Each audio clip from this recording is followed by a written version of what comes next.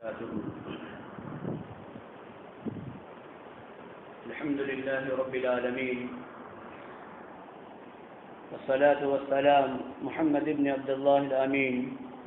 وعلى آله وصحبه أجمعين. أما بعد، أعوذ بالله من الشيطان الرجيم. بسم الله الرحمن الرحيم. واعبدوا الله ولا تشركوا به شيئا وبالوالدين إحسانا. في سورة الإنعام: قل تعالوا واتلوا ما حرم ربكم عليكم ألا تشركوا به شيئا وبالوالدين إحسانا. في بني إسرائيل: وقضى ربك ألا تعبدوا إلا إياه وبالوالدين إحسانا إما يبلغن عندك الكبر أحدهما أو كلاهما فلا تقل لهما أف ولا تنهرهما وقل لهما قولا كريما واخفض لهما جناح الذل من الرحمة وقل رب ارحمهما كما ربياني صغيرا. أما بعد،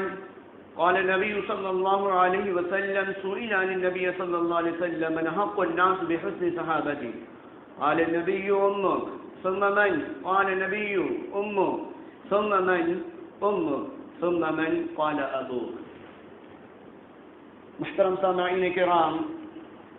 دینی بھائیوں، ہر قسم کی تعریف، توصیف، حمد و ثنا، کبریائی، برتری اللہ سبحانہ و تعالیٰ کی ذات کے لیے زیبا ہے. اللہ سبحانہ و تعالیٰ نے ہی یقیناً اس کائنات کو بنایا، اور اس کائنات کو بنانے کے بعد ہماری آمد ہوئی، اور ہماری آمد کا ذریعہ اللہ تبارک و تعالیٰ نے ہمارے والدین کو بنایا. سامعین،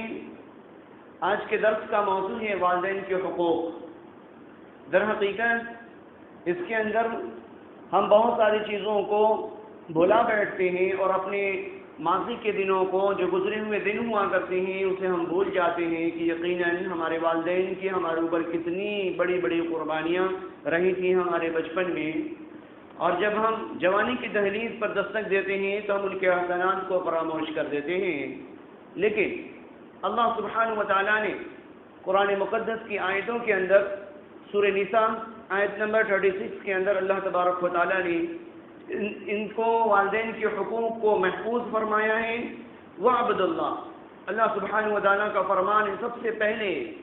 پہلے جو ذمہ داری انسانیت پہ عائد ہوتی ہے وہ اللہ تبارک و تعالیٰ کی عبادت. وَعْبُدُ اللَّهَ، کہ اللہ سبحانہ و تعالیٰ کی عبادت کرو. وَلَا تُشْرِكُوا بِهِ شَيْئًا، اور اللہ سبحانہ و تعالیٰ کی ذات میں کسی کو شریک نہ ٹھہراؤ. یعنی اللہ سبحانہ و تعالیٰ کی ذات میں کسی کو ہم نوا نہ بناؤ، اللہ کا جانشی نہ بناؤ. وَبِالْوَالِدَيْنِ إِحْسَانًا، اور والدین کے ساتھ حسن سلوک کرو. والدین کے ساتھ حسن سلوک کرو. اللہ تبارک و تعالیٰ نے جگہ جگہ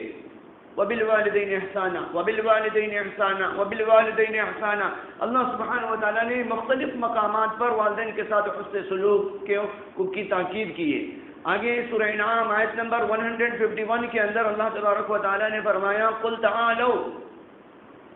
محمد عربی صلی اللہ علیہ وسلم مخاطب ہیں. قل تعالوا، آپ صلی اللہ علیہ وسلم سے اللہ سبحانہ و تعالیٰ مخاطب ہو کے کہہ رہے ہیں کہ کہو، آؤ اتلو، میں تلاوت کروں، ما حرم ربکم علیکم الا تعبدوا، اس چیز کے بارے میں تجھے باخبر کروں، اس چیز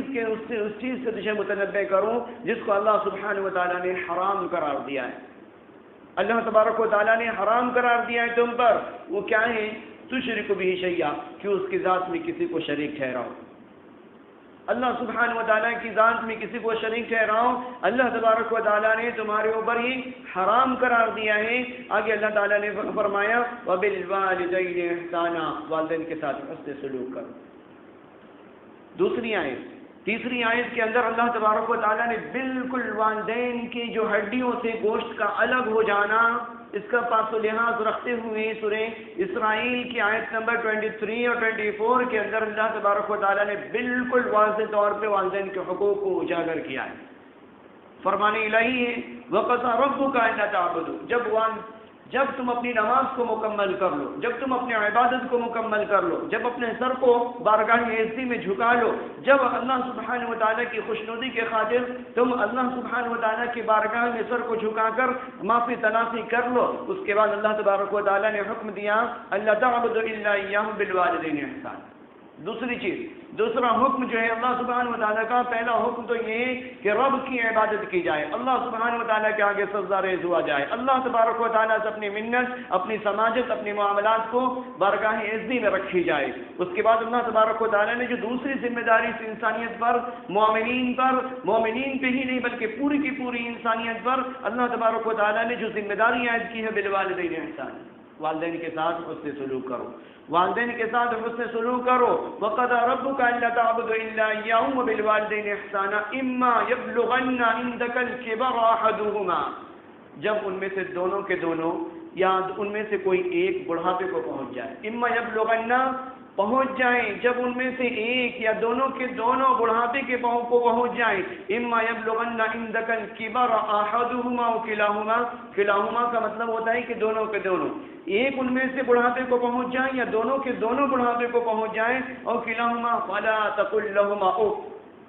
فلا تقل لهما اف، تو انہیں اف تک نہ کہو، انہیں نہ جھڑکو، انہیں لان تان نہ کرو، اس لیے کہ جب انسان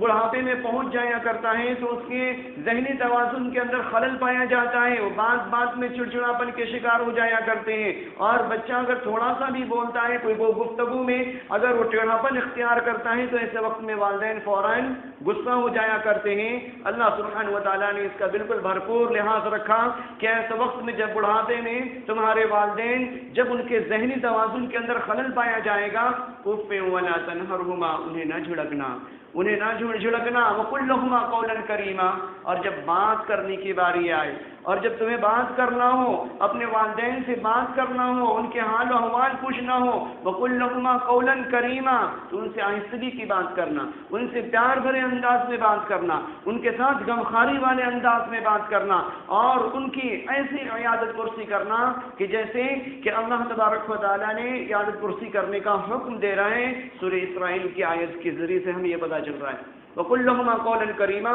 وَاخْفِضْ لَهُمَا جَنَاحَ الذُّلِّ مِنَ الرَّحْمَةِ وَقُلْ رَبِّ ارْحَمْهُمَا كَمَا رَبَّيَانِي صَغِيرًا، اور جب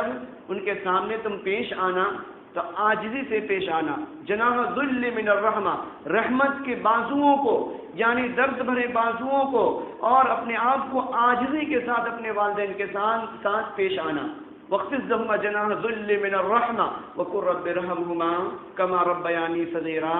اور جب بھی تم نماز پڑھنا، جب بھی اللہ تبارک و تعالیٰ کی خوشنودی کی خاطر حج کرنا، جب بھی اللہ تبارک و تعالیٰ کی رضا کے لیے صدقہ و خیرات انجام دینا، جب بھی اللہ تبارک و تعالیٰ کی رضا کے خاطر کوئی دنیاوی زندگی میں کوئی نیک عمل انجام دینا، تو اپنے والدین کو بھی یاد رکھنا، وَاخْفِضْ لَهُمَا جَنَاحَ الذُّلِّ مِنَ الرَّحْمَةِ وَقُلْ رَبِّ ارْحَمْهُمَا كَمَا رَبَّيَانِي صَغِيرًا، اور اپنے پالنہار سے کہنا کہ میرے والدین کے مغفرت کے فیصلے فرما، جیسا کہ انہوں نے بچپنے کے عالم میں ہمارے لیے ہمہ وقت دعائیں مانگی۔ ہمارے والدین جب ہمیں کوئی تکلیف لاحق ہوتی تو فوراً کبھی تعویذ بالوں کے پاس جاتے، جو بھی ان کا عقیدہ رہا کرتا ان سے کہ ہمارے بچوں کو فلاں مرض ہمارے بچے سے دور ہو جائے، کبھی اس معالجے کے پاس جاتی، کبھی اس ڈاکٹر کے پاس جاتی، کبھی خود دم درود کرنا شروع کر دیتے، کبھی خود ڈاکٹر کے پیر پکڑنے کی باری آتی تو ہمارے والدین پکڑ لیا کرتے، کیوں کہ ہمارا بچہ صحیح سالم رہے، ہمارا بچہ ہر تکلیف سے ہر پریشانی سے محفوظ رہے۔ لیکن آج معاشرے میں طرح طرح کی برائیاں، طرح طرح کی خرافاتیں پائی جا رہی ہیں۔ ہم اپنی بیویوں سے کہتے ہیں کہ ماں باپ کی خدمت کرو، ماں باپ کی خدمت کرو، ماں باپ کی خدمت کرو، اس کے کپڑوں کو دھو لو، لیکن ہم خود نہیں کرتے۔ حالانکہ اس غیر عورت پر یہ ذمہ داری عائد نہیں ہوتی، بلکہ اس کے بطن سے جو بچہ تولد پایا ہے، وجود میں آیا ہے، دنیا میں آیا ہے، اس کی ذمہ داری بنتی ہے کہ وہ اپنے ماں باپ کی تعظیم کرے، اپنے ماں باپ کی خدمت کرے، اپنے ماں باپ کے کپڑے دھوئے، اپنے ماں باپ کے سروں سے جوئیں نکالے، اپنے ماں باپ کے ہر وہ کام کرے جو بچپن میں ہمارے والدین نے ہمارے لیے کیا تھا۔ لیکن ہم محاسبہ کریں، آج معاشرے میں یہ دیکھا جا رہا ہے کہ ہم کاروبار کو جا رہے ہوتے ہیں، ہم فیکٹری کو جا رہے ہوتے ہیں، ہم آفس کو جا رہے ہوتے ہیں، اور ہم اپنی بیوی کو تاکید کر رہے ہوتے کہ اسے کھلا دینا، اسے پلا دینا، اسے نہلا دینا، اسے پہنا دینا۔ یہ ہماری بیویوں پہ یہ ذمہ داری عائد نہیں ہوتی، بلکہ یہ انسان جو ذریعہ بنا ہے اس دنیا میں آنے کا، جس کے ذریعے سے انسان وجود میں آیا ہے، اس کی ذمہ داری بنتی ہے، اس بچے کی ذمہ داری بنتی ہے کہ اپنے ماں باپ کا بھرپور خیال رکھے۔ اللہ تبارک و تعالیٰ نے سورہ اسرائیل کی آیت نمبر 23 اور 24 کے اندر بابا کے دوہل یہ اعلان فرما دیا کہ جب والدین میں سے ایک یا دونوں کے دونوں جب بڑھاپے کے عالم کو پہنچ جائیں تو انہیں اف تک نہ کہنا، انہیں نہ جھڑکنا، ان سے نرمی سے پیش آنا، ان کے لیے عاجزی کا بازو ان کے سامنے جھکا دینا، اور جھکانے کے بعد ان کے لیے ہمہ وقت اپنے آپ کو تیار کر لینا، اس لیے کہ انہوں نے بچپن میں اپنے ہر ممکن کوشش تمہارے لیے تمہارے خاطر قربان کر دیا، اپنی امیدوں کو قربان کر دیا، اپنے پیسوں کو قربان کر دیا، اپنی جسم کی توانائی کو تمہارے خاطر قربان کر کے تمہیں جوانی کی دہلیز تک پہنچایا. لیکن جیسے جیسے ہمارے جسموں کے اندر قوت آتی گئی، طاقت آتی گئی، ویسے ویسے ہم ماں کے احسانات کو، باپ کے احسانات کو ہم فراموش کرتے رہے یہاں تک کہ اللہ سبحانہ و تعالیٰ نے سورہ احقاف آیت نمبر 15 کے اندر فرمایا وَوَصَّيْنَا الْإِنسَانَ بِوَالِدَيْهِ إِحْسَانًا کہ ہم نے وصیت کی انسانوں کو، ہم نے انسانوں کو وصیت کی بِوَالِدَيْنِ إِحْسَانًا کہ والدین کے ساتھ حسن سلوک کرے، والدین کے ساتھ اچھا برتاؤ کرے، والدین کے ساتھ ہمیشہ خیرخواہی سے پیش آئے. کیوں؟ حملته امه کرہن کہ جب تو تیری کوئی حیثیت نہیں تھی، تیرا وجود بھی نہ تھا، ایسے وقت میں تیری ماں تجھے اپنے پیٹ کے اندر لیے پھر رہی تھی کرہن اور وہ تکلیف پہ تکلیف برداشت کرتی رہی یہاں تک کہ تیری پوری نشو نمائی ہوئی پیٹ کے اندر تو پلتا گیا بڑھتا گیا اور تیرے جسم کے اندر توانائی آتی رہی وہ وضعته کرہن تو اس نے تجھے دنیا میں لایا، وضع کیا دنیا میں تمہیں جب تیری پیدائش ہوئی. حملته فصاله 30 شہرا تو تیری ماں نے تجھے 30 مہینے تک مسلسل دودھ پلاتی رہی. ان 3 تکلیفوں کا ہم نے صلہ کیا دیا. 3 تکلیفوں کو ہر ماں، یہاں پہ جتنی بھی افراد بیٹھے وہ سارے مراحل سے گزر کے ہم دنیا میں آئے، اور یقیناً ہمارے ماں کے احسانات بہت ہیں ہمارے اوپر، لیکن ہم احسانات کو فراموش کر دیتے ہیں. ہم اپنے اعزا، اپنے رفقا، اپنے ملنے جلنے والے، اپنے ریلیشن شپ کے لیے اچھا برتاؤ کرتے ہیں، لیکن جب والدین کی باری آتی ہے تو ہم اسے فقیروں کی صف میں بٹھانا پسند کرتے ہیں. یہاں تک کہ ایک واقعہ بہت ہی ریئلٹی ہے اس کے اندر. ایک باپ اپنے بچوں کو بڑی امید کے ساتھ IIT کے اندر انٹرنس پاس کرانے کے بعد، اسے ہر ممکن سہولت فراہم کرنے کے بعد، جب IIT کے اندر انٹرنس کمپلیٹ کرنے کے بعد جب بچہ اس کا ایڈمیشن ہو جاتا ہے، ایسے وقت میں اس کے بہت سارے بڑے بڑے مالداروں کے بچے اس کے دوست ہو جایا کرتے ہیں. ایسے وقت میں وہ باپ ایک گھی کا پیالہ لے کر جب اپنے بچے کے خاطر وہ پہنچتا ہے، جب یونیورسٹیز کے جب ہاسٹل کے اندر پہنچتا ہے، ایسے وقت میں اس کے ساتھی اور اس کے ساتھیوں سے جب اپنے بیٹے کا نام پوچھتا ہے کہ وہ کہاں ملے گا، ایسے وقت میں وہ بوڑھا شخص کو یہ بتایا جاتا ہے کہ تیرا بیٹا فلاں ہاسٹل کے فلاں کمپارٹمنٹ میں وہ رہا کرتا ہے. جب وہاں پہ وہ بوڑھا باپ بڑی وابستگی کے ساتھ جب گھی کا پیالہ لے کر وہ پہنچتا ہے تو پہنچنے کے ساتھ بیٹا یہ کہتا ہے کہ آپ کو آنے کی کیا ضرورت تھی؟ آپ کی اس حیت سے، آپ کی اس لباس سے، آپ کی اس گندے لباس سے اور آپ کی ہڈیوں کے عیاکاری سے ہماری انسلٹ ہوا کرتی ہے، ہماری بدنامی ہوا کرتی ہے. یہ یقین کے ساتھ دیکھیں جس باپ نے اپنی تمام تر جوانی کو صرف کر دیا اپنے بچوں کو کامیاب کرنے کے خاطر، بچوں کو آفیسر بنانے کے خاطر، بچوں کو ڈاکٹر بنانے کے خاطر، بچوں کو بڑا سا عہدے پہ فائز کرنے کے خاطر وہ سب کچھ قربان کر دیا، اپنی امیدوں کو قربان کر دیا. اس کا یہ صلہ ہے. آج معاشرے میں آئے دن دیکھنے کو مل رہا ہے، ہم دیکھتے ہیں لیکن عبرت نہیں پکڑتے ہیں. اللہ کے رسول صلی اللہ علیہ وسلم کا فرمان موجود ہے، بخاری کی روایت ہے، حدیث نمبر 597 کے اندر امام بخاری علیہ الرحمہ نے نقل کیا ہے کہ ایک شخص اللہ کے رسول صلی اللہ علیہ وسلم کے پاس آیا اور اس نے اللہ کے رسول صلی اللہ علیہ وسلم سے سوال کیا. ایک شخص اللہ کے حبیب صلی اللہ علیہ وسلم کے پاس آیا اور آنے کے بعد اللہ کے رسول صلی اللہ علیہ وسلم سے سوال کیا من حق الناس بحسن صحابتی کہ لوگوں میں سب سے زیادہ حقدار کون ہے جس کے ساتھ میں اچھا سلوک کروں، جس کے ساتھ میں اچھا برتاؤ کروں، لوگوں میں سب سے زیادہ حقدار کون ہے؟ ایسے وقت میں اللہ کے رسول صلی اللہ علیہ وسلم نے فرمایا امک تمہاری ماں، پھر فرمایا ثم من، پھر کون؟ ایسے وقت میں پھر اللہ کے رسول صلی اللہ علیہ وسلم نے فرمایا امک تمہاری ماں، پھر تیسری مرتبہ اس شخص نے سوال کیا کہ ثم من، پھر کون؟ پھر اللہ کے رسول صلی اللہ علیہ وسلم نے فرمایا کہ تمہاری ماں، پھر جب چوتھی مرتبہ اس شخص نے کہا کہ ثم من، کہ سب سے زیادہ بحسن صحابتی، انسانوں میں سب سے زیادہ حسن سلوک کا حقدار کون ہے؟ تو چوتھی مرتبہ میں اللہ کے رسول صلی اللہ علیہ وسلم نے فرمایا ابوک، تیرا باپ، تیرا باپ۔ ایسے وقت میں اس حدیث سے اوپر جو آیت کریمہ گزری سورہ احقاف کی آیت نمبر 15 کی وضاحت ہو رہی ہے کہ ہماری ماں 3 مراحل سے جب گزرتی ہے کہ ایک وہ مراحل ہوا کرتا ہے جب ہم ماں کے پیٹ میں ہوا کرتے ہیں، ایک وہ مرحلہ ہوتا ہے کہ جب ہم ماں کے پیٹ سے باہر آ رہے ہوتے ہیں، ایک وہ مرحلہ ہوتا ہے کہ جب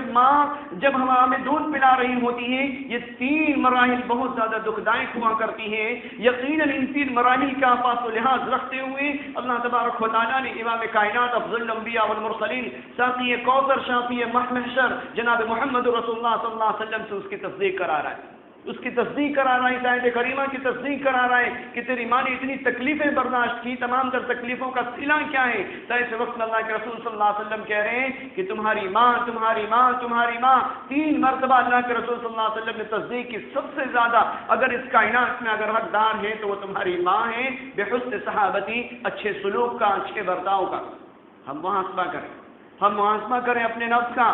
جن کے والدین حیات میں ہیں وہ والدین کے قدموں میں گر جائیں اور ان سے معافی تلافی کریں۔ یقیناً ہم گنہگار خطاوار ہیں، یقیناً آپ کے احسانات کو ہم نے فراموش کیا ہے۔ یقیناً ایک شخص نبی علیہ السلام والسلام کے زمانے میں ایک شخص افغانستان سے چلتا ہے اور اپنے کندھے پر اپنی بوڑھی ماں کو سوار کرتا ہے، اور سوار کرنے کے بعد مکہ المکرمہ پہنچتا ہے، کعبۃ اللہ کی طواف کرا رہا ہوتا ہے۔ ایسے وقت میں اس نے اللہ کے رسول صلی اللہ علیہ وسلم سے مخاطب ہو کر کہا یا نبی اللہ، میں نے اپنی ماں کی ہر وہ خدمت انجام دی جو ماں نے ہمیں بچپن میں ہمارے ساتھ معاملہ پیش کیا، جو بچپن میں ہمارے ساتھ خیر خواہی کا معاملہ کیا، جو بچپن میں ہماری کفالت کی۔ یقیناً ہم نے اپنے ماں کا ہر کام کیا، ہر وہ کام کیا۔ ہم نے ماں کی پیشاب کو خود صاف کیا، ہم نے ماں کے کپڑے کو خود صاف کیا، ہم نے ماں کے سروں میں خود کنگھیاں کی۔ کیا ہم نے اس کا حق ادا کر دیا؟ اللہ کے رسول صلی اللہ علیہ وسلم سے وہ سوال کر رہا ہے، وہ سائن سوال کر رہا ہے کیا میں نے اس کا حق ادا کر دیا؟ تو اس وقت میں اللہ کے نبی صلی اللہ علیہ وسلم نے کہا کہ نہیں، جب تیری ماں تجھے دودھ پلایا کرتی تھی، تیرے حلق سے ایک قطرہ جب حلق سے اتر جایا کرتا تھا، تو نے اس ایک قطرے کا بھی حق ادا نہ کیا، اس لیے کہ جب ماں بچپن میں تیرے ساتھ خیر خواہی کا معاملہ کیا کرتی تھی، جب بچپن میں تیرے ساتھ ہمدردی کا معاملہ کیا کرتی تھی، جب تو بیمار ہو جایا کرتا تھا تو ہاتھ اٹھا کے دعا مانگا کرتی تھی، جب تو کسی مرض کے اندر مبتلا ہو جایا کرتا تھا تو تیری شفا یابی کے لیے دعا کیا کرتی تھی، لیکن تو نے جب اس عمل کو انجام دیا تو تیرے دل کے اندر یہ وسوسہ پیدا ہوا کرتا تھا کہ تو کاش کہ یہ دنیا سے جلد رخصت ہو جایا کرتی تھی، تو نے اس کا حق ادا نہیں کیا۔ دیکھیں ہم ان سارے واقعات کو ہم سنتے ہیں آئے دن سیٹلائٹ کے سسٹم کے ذریعے سے آج ہمارے ہاتھوں کے اندر موبائل ہے، ہم دیکھتے ہیں لیکن دیکھنے کے بعد عبرت نہیں پکڑتے۔ ہم اپنی سالیوں کے لیے عمدہ لباس خریدتے ہیں، اپنے سالوں کے لیے عمدہ لباس خریدتے ہیں، لیکن جب ماں کی باری آتی ہے تو گاندھی کے سسٹم میں ہم جا کے کاٹن تلاش کرنا شروع کر دیتے ہیں کہ کہیں زیادہ پیسے ہمارے صرف نہ ہو جائیں۔ کیا اسی امید پہ ہماری ماں نے ہمیں دودھ پلایا تھا؟ کیا اسی امید پہ ہمارے لیے اپنی ساری قربانیوں کو انجام دیا تھا؟ کیا اسی لیے اپنی جوانی کو صرف کیا تھا؟ کیا اسی لیے راتوں کو پیشاب پر سو کر ہمیں ہماری خیر خواہی کی تھی اور ہمیں خشکی پہ سلایا تھا؟ اسی امید پہ اگر انہیں یہ معلوم ہوتا کہ یہ دنیا میں جب پروان چڑھتا جائے گا اور اس کی جسامت کے اندر سانپ کا وہ پوائزن پھیلتا جائے گا اور یہ بیٹے کی شکل میں بیٹا ہی نہیں بلکہ اسنیک بن کے معاشرے میں تیار ہو جائے گا اور دنیا کے خرافات میں مبتلا ہو کر اپنی بیوی کو اہمیت دینا شروع کر دے گا اور ماں کو فراموش کر دے گا، یقیناً یہ کائنات کا ہل جانا، عرش و فرش کا ہل جانا، ماں کی ایک دعا اللہ تبارک و تعالیٰ کبھی رد نہیں کرتا۔ اللہ تبارک و تعالیٰ ماں کی دعا کو کبھی رد نہیں کرتا۔ اگر ماں فرش پر بیٹھے اپنے بیٹے کے لیے بد دعا کر دے تو یقیناً عرش والا اسے دنیا کے اندر دکھا دیتا ہے، سینکڑوں ایسے واقعات موجود ہیں عبرت کے دور میں۔ اللہ کے رسول صلی اللہ علیہ وسلم کی دوسری حدیث سماعت فرمائے، حضرت عبداللہ ابن مسعود رضی اللہ تعالی عنہ راوی حدیث ہے، کہتے ہیں قال سئل عن النبی صلی اللہ علیہ وسلم، اللہ کے رسول صلی اللہ علیہ وسلم سے پوچھا گیا ای العمل احب الى اللہ عز وجل، قال النبی صلی اللہ علیہ وسلم الصلاۃ علی وقتها ثم بر الوالدین ثم من الجہاد فی سبیل اللہ۔ بخاری کی روایتیں 5970 کے اندر اللہ کے رسول صلی اللہ علیہ وسلم کا فرمان سنے، راوی حدیث عبداللہ ابن مسعود رضی اللہ تعالی عنہ ہے کہ وہ کہتے ہیں کہ سئل عن النبی صلی اللہ علیہ وسلم، اللہ کے رسول صلی اللہ علیہ وسلم سے سوال کیا گیا ای العمل احب، کون سا عمل اللہ سبحانہ وتعالیٰ کو سب سے زیادہ محبوب ہے، کون سا عمل سب سے زیادہ اللہ سبحانہ وتعالیٰ کو اس کائنات کے اندر محبوب ہے؟ قال النبی صلی اللہ علیہ وسلم، اللہ کے رسول صلی اللہ علیہ وسلم نے فرمایا الصلاۃ علی وقتها، نماز کا ادا کرنا اس کے وقت پر، نماز کا ادا کرنا اس کے وقت پر۔ قال ثم بر الوالدین، پھر اللہ کے رسول صلی اللہ علیہ وسلم سے سوال کیا گیا تو اللہ کے رسول صلی اللہ علیہ وسلم نے فرمایا بر الوالدین، والدین کے ساتھ اچھا سلوک کرنا، والدین کے ساتھ ہمدردی سے پیش آنا، والدین کے لیے اپنی بازوؤں کو جھکا دینا، والدین کے لیے اپنی زبان کو نرم کر لینا، والدین کے لیے اب ہمہ وقت تیار رہنا، ہمہ وقت تیار رہنا۔ پھر فرمایا سائل نے ثم من، پھر کون؟ الجہاد فی سبیل اللہ، اللہ کے راستے میں جہاد کرنا، اللہ کے راستے میں کوشش کرنا، اللہ کے راہ میں اللہ کی رضامندی کے خاطر ہر وہ کام انجام دینا۔ ایک روایت ہے کہ حضرت موسیٰ علیہ السلام جب کوہ طور پر اپنے رب سبحانہ وتعالیٰ سے ہم کلام ہوئے، ایسے وقت میں اللہ سبحانہ وتعالیٰ سے درخواست کی کہ اللہ جنت میں میرا ساتھی کون ہوگا، جنت میں میں کس کے ساتھ ہوں گا؟ تو ایسے وقت میں اللہ سبحانہ وتعالیٰ نے فرمایا کہ جنت میں فلاں قصاب تیرا ساتھی ہوگا۔ تو ایسے وقت میں موسیٰ علیہ السلام نے کہاں قصاب، کہاں موسیٰ، ایسے تال میل کیسے بیٹھ سکتا ہے؟ کون سا ایسا عمل ہے جو موسیٰ کا ساتھی بنا دے قصاب کو؟ اللہ تبارک و تعالیٰ نے ساری چیزوں کو دکھایا، اللہ تبارک و تعالیٰ نے موسیٰ علیہ السلام کے سامنے ساری چیزوں کو عیاں کیا، عیاں کرنے کے بعد اللہ تبارک و تعالیٰ نے وہ بازار دکھایا، وہ بازار دکھانے کے بعد کہا کہ جا اور اس کا قصاب سے مل۔ ایسے وقت میں حضرت موسیٰ علیہ السلام وہ بازار کے اندر جاتے ہیں، حضرت موسیٰ علیہ السلام اس بازار کے اندر جاتے ہیں اور جانے کے ساتھ ہی وہ قصاب کو دیکھ رہے ہوتے ہیں اور دیکھنے کے ساتھ وہ گوشت کے ٹکڑے کو کاٹ کر بیچ رہا ہوتا ہے، اور بیچنے کے بعد جب شام کا وقت آتا ہے ایسے وقت میں گوشت کا ایک بڑا سا ٹکڑا لیتا ہے اور لینے کے ساتھ وہ اپنے تھیلے کے اندر رکھتا ہے اور تھیلے کو اپنے کندھے پر سوار کرتا ہے اور سوار کرنے کے ساتھ اپنے گھر کی طرف رواں ہو جاتا ہے۔ موسیٰ علیہ السلام اس کے پیچھے ہو لیے، موسیٰ علیہ السلام اس کے پیچھے ہونے کے ساتھ جب وہ پہنچتا ہے، وہ شخص پہنچتا ہے تو ایک دروازہ آتا ہے، دروازے سے وہ جو ہی داخل ہوتا ہے ایک بوڑھی خاتون جس کی گوشت کا ایک حصہ ہڈیوں سے چمٹا ہوا تھا، وہ کھاٹ پر لیٹی ہوئی تھی۔ ایسے وقت میں وہ قصاب جب گھر کے اندر داخل ہوتا ہے، داخل ہونے کے ساتھ چولہا جلاتا ہے، چولہا جلانے کے ساتھ ہنڈی رکھتا ہے اور ہنڈی رکھنے کے ساتھ اس کے اندر گوشت رکھتا ہے، گوشت رکھنے کے بعد اس کے اندر پانی ڈالتا ہے اور اس کے اندر اور بھی اس وقت میں جو چیزیں تھی وہ ڈالتا ہے، ڈالنے کے بعد وہ نرم کرتا ہے۔ ایسے وقت میں اپنے ہاتھوں کے سہارے سے اس بوڑھی ماں کو اٹھاتا ہے اور اٹھانے کے ساتھ وہ پک جانے کے بعد اس کا لقمہ بنا کر نرم کر کے اپنی ماں کے منہ میں لقمہ ڈالا کرتا ہے۔ یہ سارے مناظر موسیٰ علیہ السلام دیکھ رہے ہوتے۔ ایسے وقت میں وہ بوڑھی خاتون کہہ رہی تھی کہ یا اللہ تجھے موسیٰ، اس میرے بچے کو موسیٰ کا دوست بنا، مجھے جنت میں موسیٰ کا ساتھی بنا، جنت میں موسیٰ کا ساتھی بنا۔ یہ تمام مناظر موسیٰ علیہ السلام دیکھتے رہے۔ آخر کار اس ماں کی دعا کو اللہ سبحانہ وتعالیٰ نے اتنی قبولیت سے نوازا، کہاں یہ قصاب اور کہاں موسیٰ علیہ السلام۔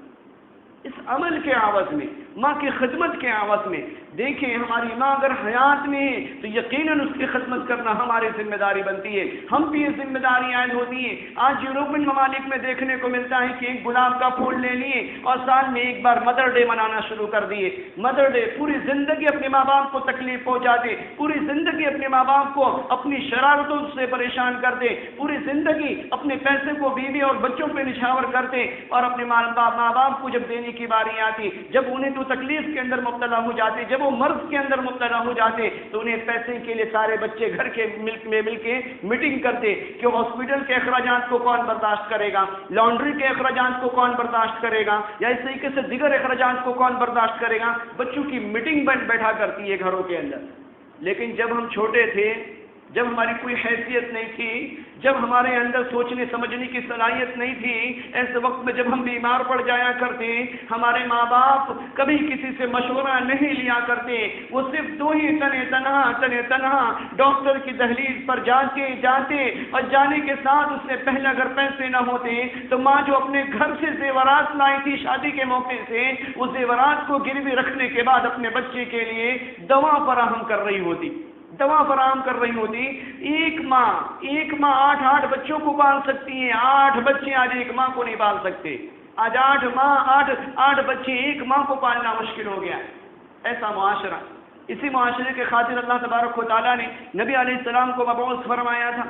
اللہ کے رسول صلی اللہ علیہ وسلم نے ہر ممکن کوشش کی اس انسانیت کو اللہ تبارک و تعالیٰ کا فرمان بتانے کے لیے، اپنا حق ہی نہیں ادا کیا بلکہ پوری کوشش نچھاور کر دی اس انسانیت کو رب کا پیغام پہنچانے کے خاطر۔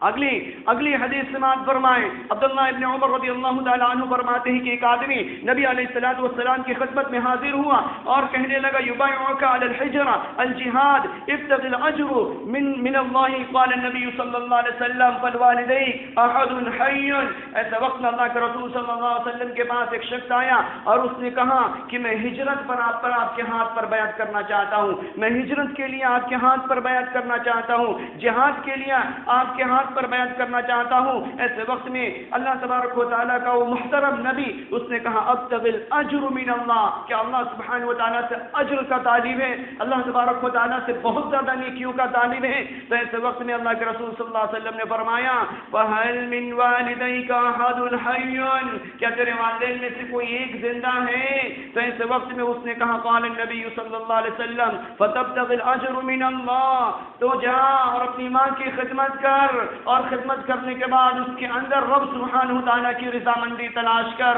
وہ فوراً وہ شخص اپنی ماں کی خدمت میں لوٹ گیا۔ اس سے پتہ چلا کہ سب سے زیادہ احترام جس کی جائے، سب سے زیادہ جس کی تعظیم کی جائے، سب سے زیادہ ہمارے پیسے کا جو حقدار ہے وہ ہماری ماں ہے، ہمارے والدین ہیں، ہمارے ماں باپ ہیں۔ ان ساری روایتوں کا خلاصہ یہ ہے، اللہ کے رسول صلی اللہ علیہ وسلم نے فرمایا، راوی حدیث ابو ہریرہ وہ کہتے ہیں رغمان اللہ کے رسول صلی اللہ علیہ وسلم کی یہ رگیں پھولنی شروع ہو گئی، صحابہ کرام مچل گئے، یا رسول اللہ صلی اللہ علیہ وسلم کس شخص کی ناخواہ آلود ہو، کون شخص ہلاک و برباد ہو، کون شخص ہلاک و برباد ہو۔ ایسے وقت میں اللہ کے رسول صلی اللہ علیہ وسلم نے 3 مرتبہ فرمایا رغمان، وہ شخص ہلاک ہوا، وہ شخص تباہ و برباد ہوا، اس شخص کی ناخواہ آلود ہو، من ادرک والدیہ عند الکبر او احدہما ثم لم يدخل الجنہ، کہ جو اپنے والدین میں سے والدین کو بڑھاپے کے عالم میں پائے، دونوں کو بڑھاپے کے عالم میں پائے یا ایک کو بڑھاپے کے عالم میں پائے، ثم لم يدخل الجنہ، اور ان کی خدمت کر کے جنت کا مستحق نہ بن جائے، ان کی خدمت کر کے ان کے پیروں میں سر رکھ کے جنت کا مستحق نہ بن جائے، ان کے ہر ممکن کام کو اس کائنات میں انجام دے کر وہ جنت کا مستحق نہ بن جائے، اپنے آپ کو جنتی نہ بنا لے۔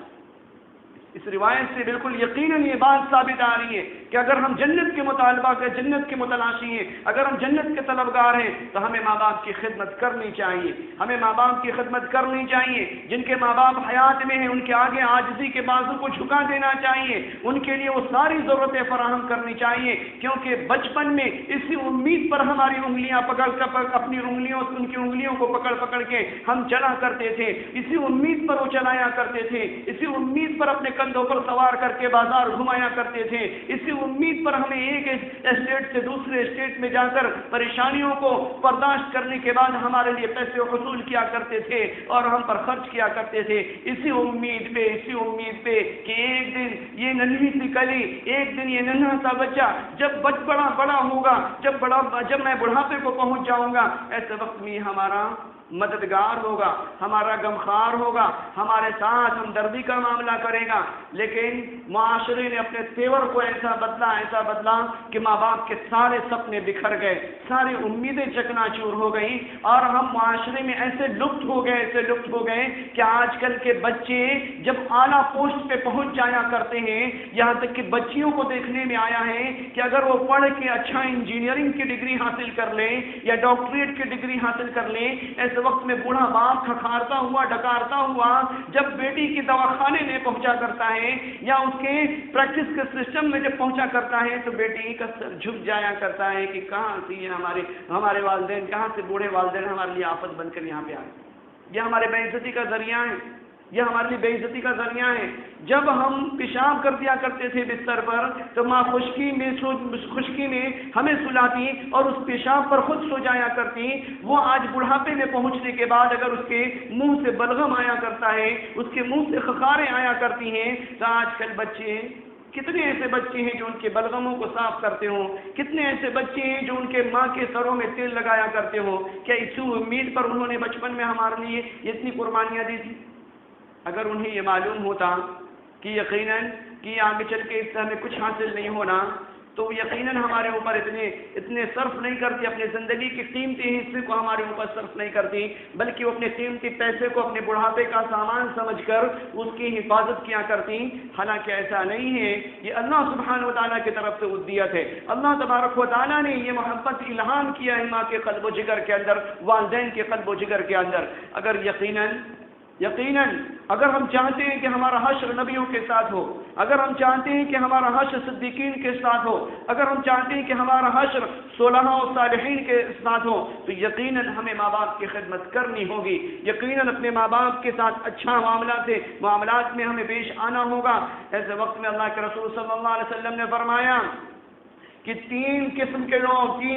لوگ لا ينظروا، اللہ سبحانہ و تعالیٰ ان کی طرف نہیں دیکھے گا۔ تین قسم کے لوگ ہیں جس کو اللہ تبارک و تعالیٰ نظر کرم نہیں ڈالے گا۔ وہ کون؟ العاق الوالدین، والدین کا نافرمان۔ نمبر ایک، والدین کا نافرمان، اللہ سبحانہ و تعالیٰ نظریں پھیر لے گا۔ تو بتائیں جب اللہ سبحانہ و تعالیٰ نظر کرم پھیر لے تو یقیناً ہمارے لیے بہت زیادہ ہلاکت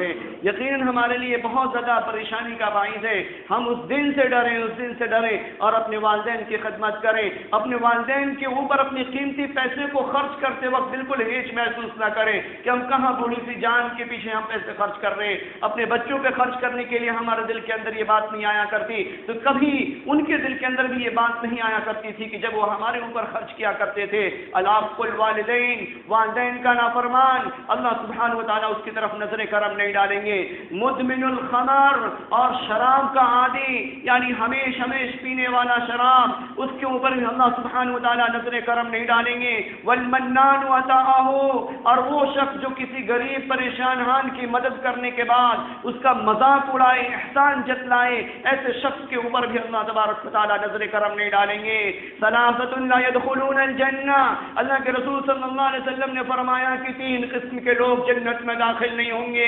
تین قسم کے لوگ جنت میں داخل نہیں ہوں گے۔ یہ بزار کی روایت ہے، نسائی کی روایت ہے، حاکم کی روایت ہے، ترغیب و ترہیب کی روایت ہے۔ لا يدخلون، ثلاثۃ لا يدخلون الجنہ، تین قسم کے لوگ جنت میں داخل نہیں ہوں گے۔ نمبر ایک، عاق الوالدین، والدین کا نافرمان، وہ جنت میں داخل نہیں ہوگا۔ والدیوث، اور دیوث قسم کا انسان کبھی داخل نہیں ہوگا کہ اس کے گھر میں اس کی بچیاں، اس کی بیویاں بیٹھے بیٹھے تماشائی بنے، شرارت کرتی رہے، وہ منع نہ کرے، غیر محرم اس کے گھر کے اندر داخل ہوتے رہے اور وہ تماشا دیکھتا رہے اپنی بیوی اور اپنے بچیوں کے ساتھ، لیکن وہ اسے منع نہ کرتا رہے۔